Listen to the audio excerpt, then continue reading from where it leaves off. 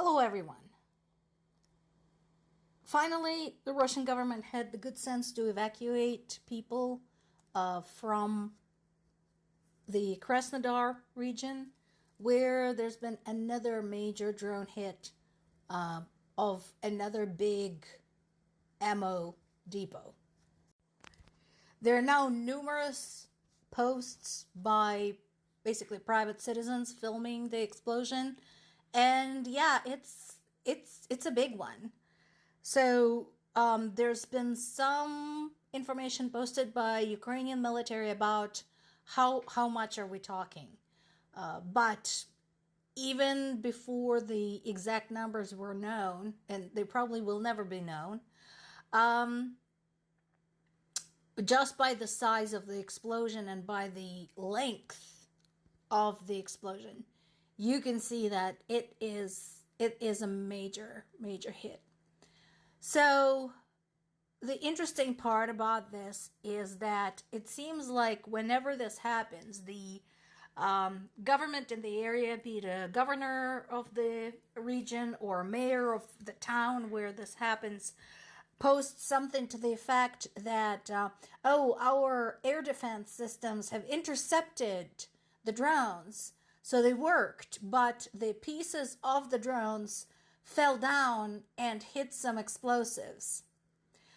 The interesting part about this is that the previous one, the one that was registered as an earthquake, because it thundered so badly, it blew up so hard, was supposed to be a an ammo storage that was explosion proof, attack proof. It was supposed to withstand a direct bomb hit.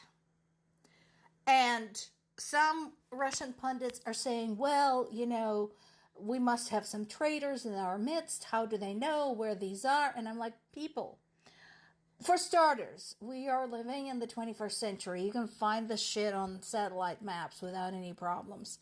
Second, when you build the first one, the one that was supposed to be strike proof, they had like an opening for it. They had a ribbon cutting ceremony. There were orchestras, there were celebrations, etc., etc. They opened it like a new supermarket or mall. So it's not like you exactly made a secret of where it was. So, no, there's no conspiracies. There's no big trick in finding where your military base is and where your military storage is at. There is an article on BBC talking about the psychological damage of this war. Of course, that bit could be covered probably for years, if not decades. Ukrainian psychiatrists and psychologists have their job cut out for them. The article specifically talks about the widows of Ukrainian soldiers, what they do to cope. But here's the thing, I'm glad that they're finding something to do. I'm glad that they're finding support. I'm glad that they're finding groups where they can have some company, they can have conversations, they can talk about what happened to them, etc. I'm glad they're painting or whatever else they choose to do. So that's all good. However, that is just a band-aid. This country has been bombed non-stop at this point for 2.5 years. You can't mitigate the damage from that by just painting classes and yoga. It's going to help, but it's not going to fix everything. And added to that is the fact that the state of psychiatry in Ukraine is still, not in its infancy, but perhaps in its childhood stage. Because psychology, psychiatry, neuropathy, neurology, everything related to the workings of the brain and the nervous system, for the longest time was suppressed in the Soviet Union as a capitalist science, whatever the fuck that means. And so there's a huge lag between what you see in the European states, particularly, where they really pay attention to their people's mental state, and even what you see in the US, even though we are still lagging behind too. So yes, the psychological damage to people of Ukraine, particularly children who are growing up during this war, is going to be massive.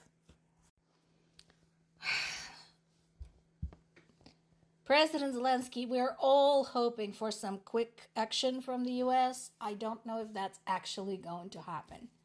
Once again, the US, due to its political turmoil, has fallen into this cycle where we're basically living one election to the next. And the closer the election, the more things fall by the wayside. And I understand that. I mean, I live here too. I get it. I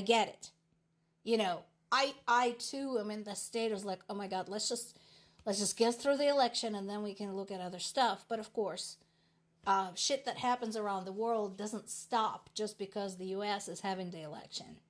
Climate change doesn't stop. Violence doesn't stop. Natural disasters don't stop. It's really terribly inconvenient. But that is the case.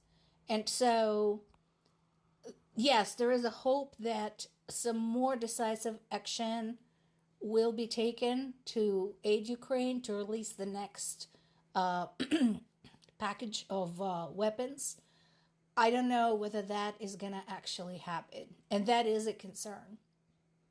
So we'll see how that goes. And there is an interview on PBS with Polish foreign minister. I strongly recommend that you either listen or read the transcript for the whole thing.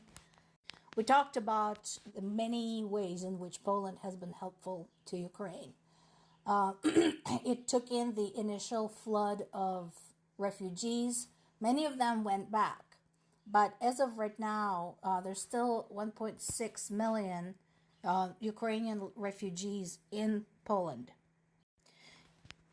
To give you an idea of what this means, in 2022, Poland's population was just under 37 million, so about 1/10 of the population of the US. So them taking in 1.6 million Ukrainians is an equivalent of taking in 16 million immigrants. That's about a third of total US immigrant population. And then they took all of those people in. And not only that, but as Minister is pointing out, they're not in camps or any kind of emergency facilities. They are living in homes and apartments, some of them in dormitories. They have jobs. Their children go to school. They have roof over their head, they have clothes, they have food, they have what they need. They're not just surviving, they're fine, they're okay, they're living. In addition, Poland provided almost $4 billion worth of military assistance to Ukraine. Again, if you compare that to Poland's GDP, that is a significant amount. And so as Russia continues to attack Ukrainian cities, Kharkiv and Dnipro have been the focus lately, launching guided bombs at civilian targets. I agree with Sikorsky. He's right. Ukraine has the right to defend itself. It's too bad it's still not sinking in around the rest of the world.